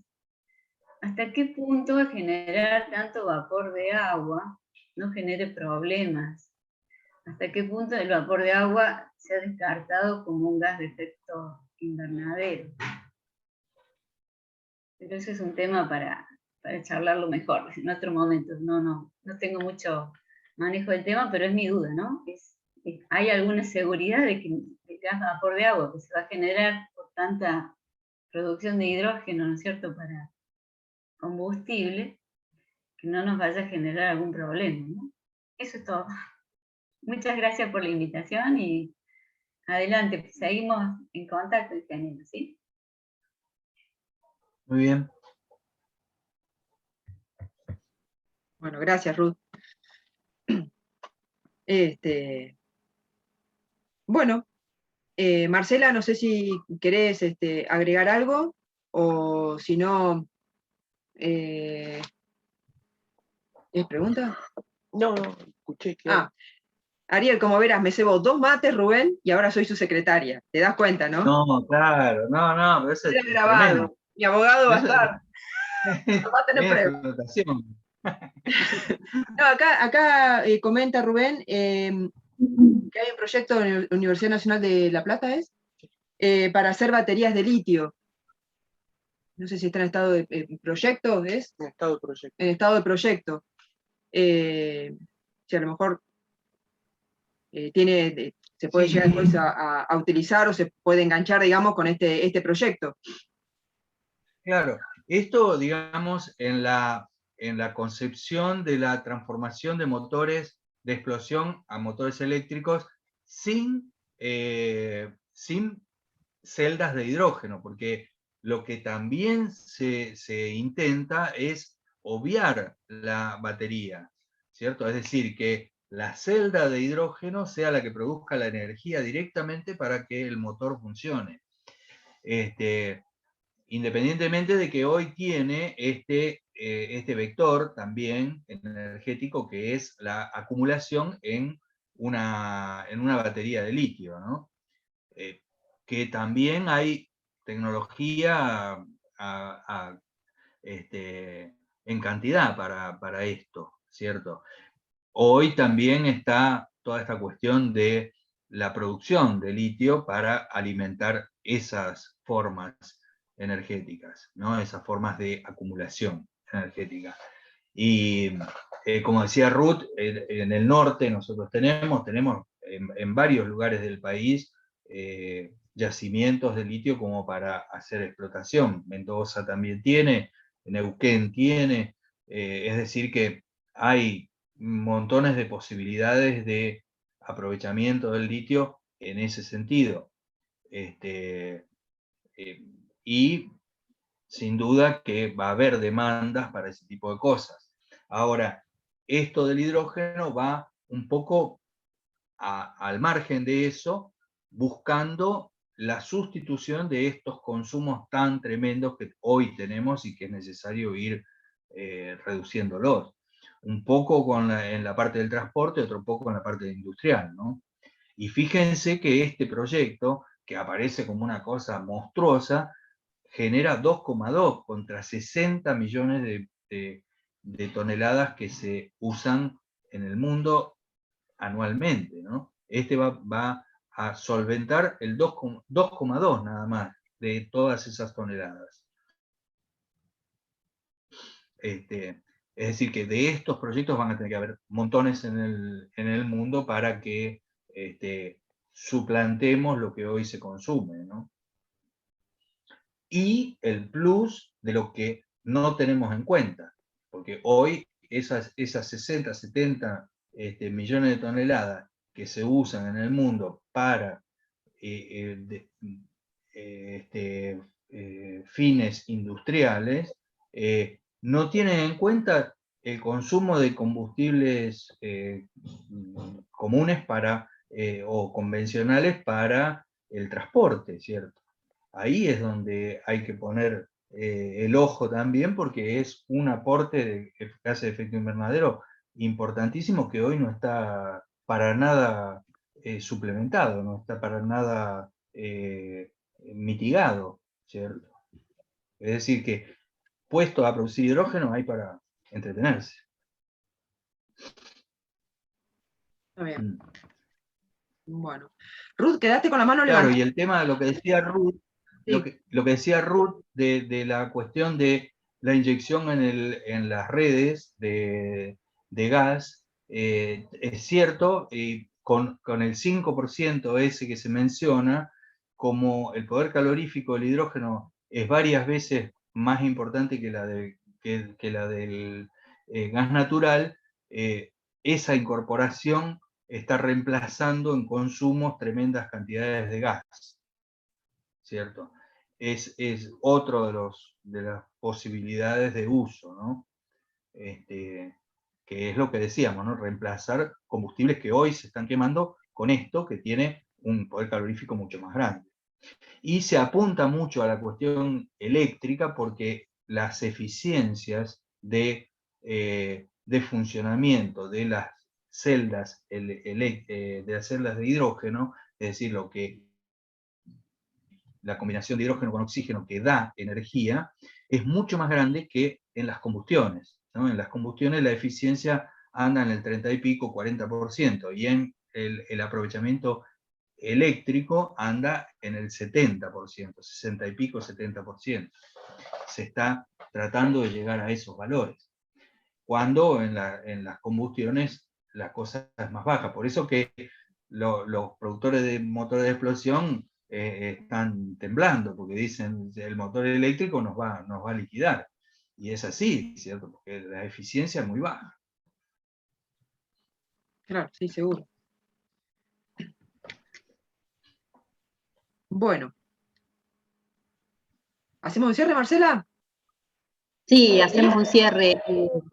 Bueno, Ariel, yo quiero agradecerte por la predisposición para dar esta charla, por la solidez de los conceptos, y realmente comparto con vos que las facultades de la Universidad Nacional de la Patagonia tenemos que articular desde la multidisciplinariedad y empezar a dar tratamiento a este tema que en verdad creo que nos va a producir grandes impactos económicos, sociales y ambientales.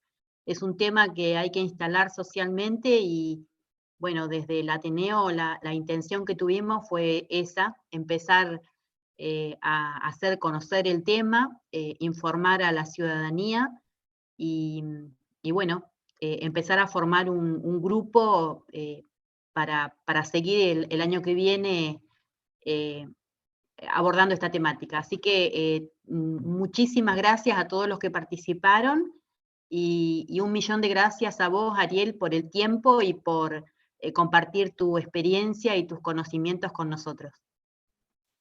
Y por lo rápido, Ariel, porque la verdad que con esto que anunciaron de la COP26 y ahora la fecha de la charla, así. Así que muchísimas gracias. Y yo encima que pensaba que era el jueves pasado. Había preparado todo para el jueves pasado, estaba parado así delante del monitor diciendo, a ver cuándo salimos. Y a las 12 de la noche dijiste, me equivoqué de día. No debe ser hoy, dije. Es cierto, doy fe. Ay, bueno, no, gracias, yo quiero comentarles que es un placer poder compartir lo poco que uno conoce de todo esto con todos en aras de poder armar esto que tenemos que armar, que nos tenemos que comprometer a buscar esto que mencionábamos de poder incidir, poder tener una opinión, poder calificada, una opinión muy mesurada, muy discutida, con la mayor participación posible, para que esto no nos tome de sorpresa, ¿no es cierto? Ya nos tomó bastante de sorpresa, pero bueno, ahora ponernos al día. Pero ha sido un gusto, verdaderamente. Así que estoy disponible para lo que haga falta. Estoy jubilado, así que tengo tiempo, un poco de pintura, un poco de todo esto. Un poco de pintura, de ajedrez, hidrógeno verde. Ajedrez. Bueno, acá en el chat también están Así. diciendo Paola, Gisela y Nancy, muy interesante la charla, las tres coinciden, agradecen también. Bueno. Así que, Ariel, la verdad, de corazón, súper agradecida. Y bueno, y gracias a todos por la participación, por el aguante, y esperamos vernos entonces los primeros meses del año próximo, que con esto de hidrógeno verde que continuará. Muy bien. Bueno, muchas gracias. Hasta pronto. Gracias. Muchas gracias, saludos a todos. Saludos. Chao, Ariel, saludos. Chao.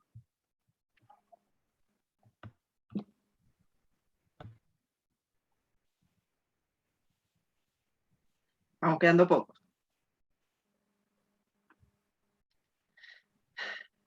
Che, Ariel, gracias,